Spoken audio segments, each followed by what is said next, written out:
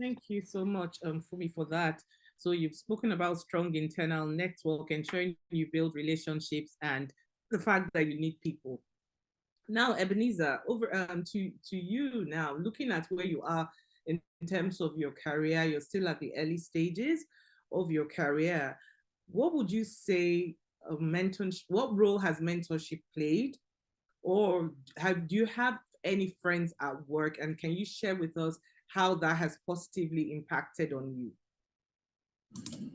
So thanks, Oiza. I'm just going to pick up from where Fumi ended, and speaking to a point of you want to grow if you don't build and leverage those work relationships.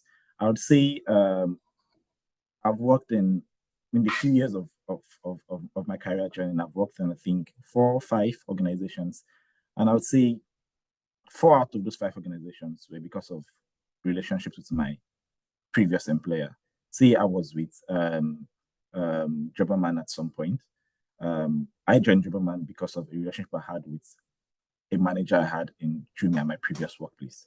Right. So just speaking to Fumi's point, there is no, I mean, apart from maybe just one, there is no single employment I've gotten that was not because of a relationship, apart from the fact that, I try to be good at my job. It's because of I also built relationship with my colleagues, my supervisors, and whether I'm in the room or not, they can say, apart from the fact that this guy, I vouch for his work, I also vouch for his character, I vouch for his work ethic. I can put my name on the line for him, and that's because of I was able to build a relationship with them. Apart from even getting employment, I would say because of the kind of person I am, I'm a very shy person. I would say majority of my friends are people that I've worked with, right? So I would say if I don't build relationship with my work colleagues, I probably won't have any friend at all, right? So that's just one. So it's just very important that you build this relationship. There's a statement the managing director of the company I currently work with, Dr. Irene, mentioned that he sees you more than you even see your partner. And that's just the truth, right? You spend more time in work than you spend outside of work.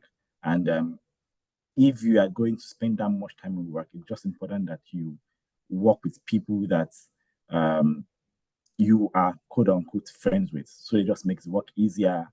Your life is easier all around. Thank you, Rita. Thank you very much, Ebenezer. So, both of you, yourself and Fumi, have shared with us from your own perspectives as to how this has impacted you in terms of your careers, and just making the workplace a very conducive environment for you. So, Musa, I would like to sort of ask you from a CEO's perspective or from a leader's perspective. People have shared obviously how it has impacted them on them personally. So I would like you um, to please share with us your thoughts around the impact that positive, because we do know we have various sides, we have positive and we have negative. So there are always two sides to every coin. So how positive workplace relationships have impacted on team collaboration and obviously productivity, because at the end of the day, for any business that is for profit, the bottom line is very important. So I'd like you to share with us how that impacts on a leader. Yeah, thank you, Oiza. First of all, I think I would come from saying this. I come from a tech background, and it's often very easy to think of technology as being the be-all and end-all. But when they often say that our people are our most important resource, it's true. And when I rose into executive levels, I would confess that human relations was my weakest point. But that being said, you wanted to encourage productivity, but you also experienced different things at different times. And what you realize is that in order to get the best out of your team, you must design that. For example, have had phases where I was either aloof, over bureaucratic, or very officious in the way that I went about things, and it did not turn into results at the end of the day. But when you designed an environment that was open, cordial, and encouraging for feedback, you found that a lot of things worked. If you gave of yourself the time to actually mentor, as Ebenezer spoke about, and also as Fumi did too, about giving your time to, use feedback, engage with the people that you work with the teams, not just at the management level, but right the way through. Then you get also reciprocation. So, human nature is like that. You give and you receive, and then you give back as well. So in the workplace, it's that same sort of mechanism that works with people. People respond to those that respond to them. It's a natural thing. Having said that, I think workplace relationships cover a wide spectrum. As you said, on one side, people may say from zero to romantic. Of course, you don't want it to be all the way at one end or the other. On another side, you could say it's from cordial to a toxic sort of interrelationship between people. And when you're in charge, you have to watch for these various things. I mean, policy can take care of some of those things, but you cannot legislate how people deal with each other.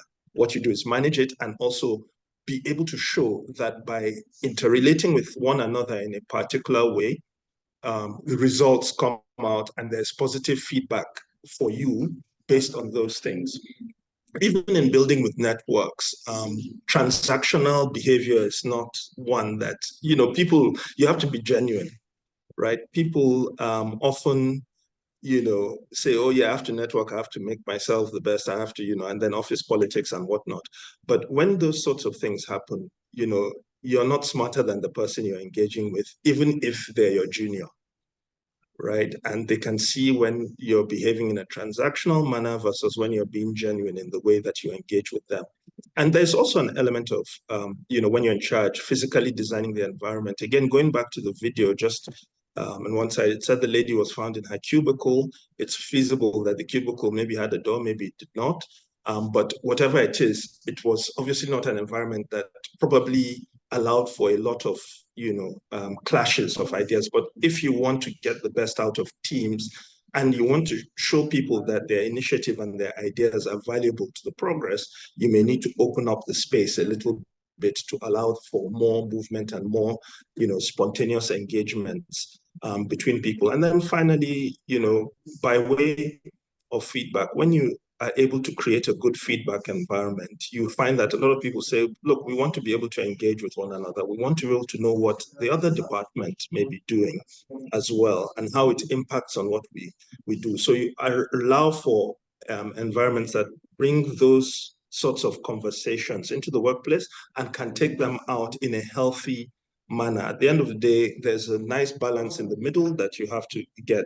But, from my own experience, definitely, when you try to be too rigid about managing the way that people relate or the way that people relate with you as the leader, it also affects the outcomes that you get.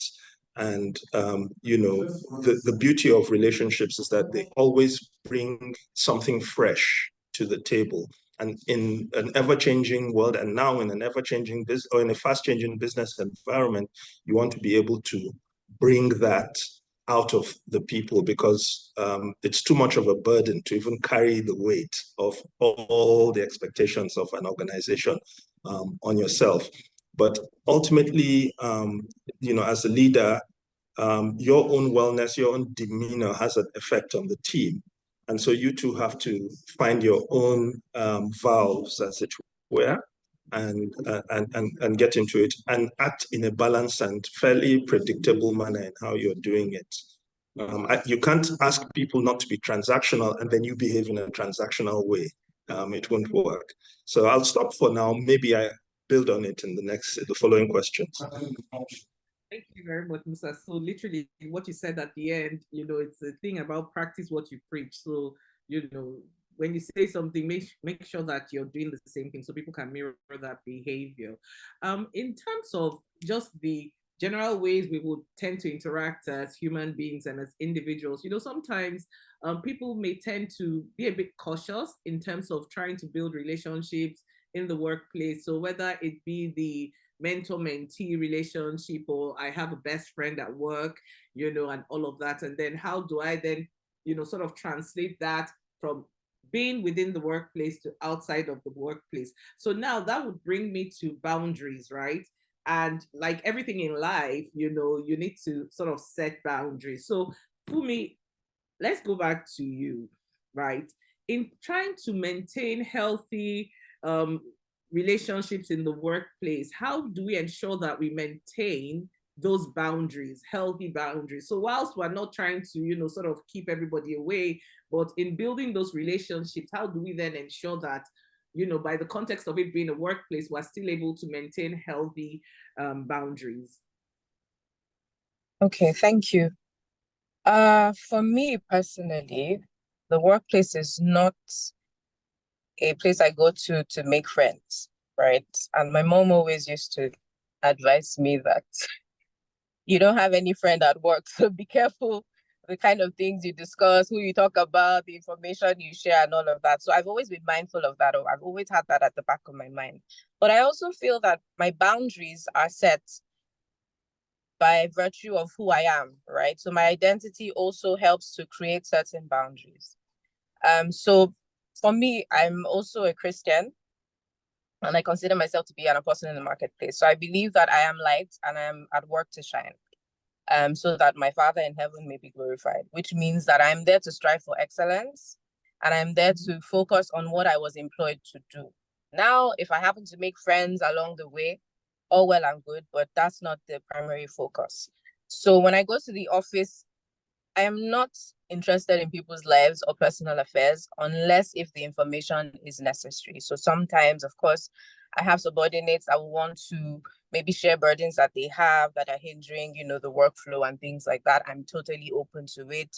Sometimes as well, I may put on a counselor's cap because I believe that I do have the gift to listen to people and also, give them advice on, real life issues.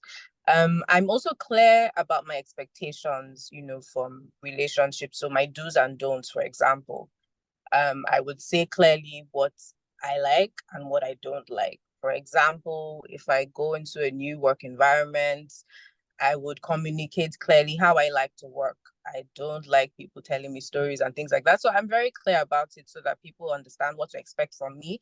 And I also respect boundaries of others. So I would typically observe people, and I feel it's important to also know the people we work with, so that we also understand their boundaries, because it's not everything that is going to be communicated verbally. So it's also left to you to, discern or read and know where their boundaries are so that you respect it, right? So I don't like talking about colleagues.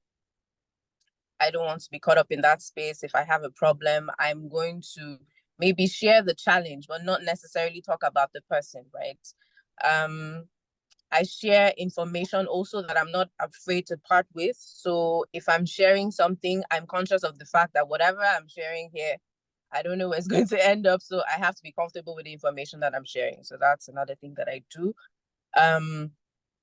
And yeah, I respect other people's boundaries as well. So I feel that when you know who you are, it helps to also communicate, without saying it. People also know that, okay, this is the person that I'm working with, this is how she behaves, this is what she likes, what she doesn't like. So by virtue of your identity, you've already set boundaries. That's the first step. But also communicating clearly on your boundaries is key, and respecting the boundaries of others, because you don't just expect people to respect your boundaries when you don't respect theirs.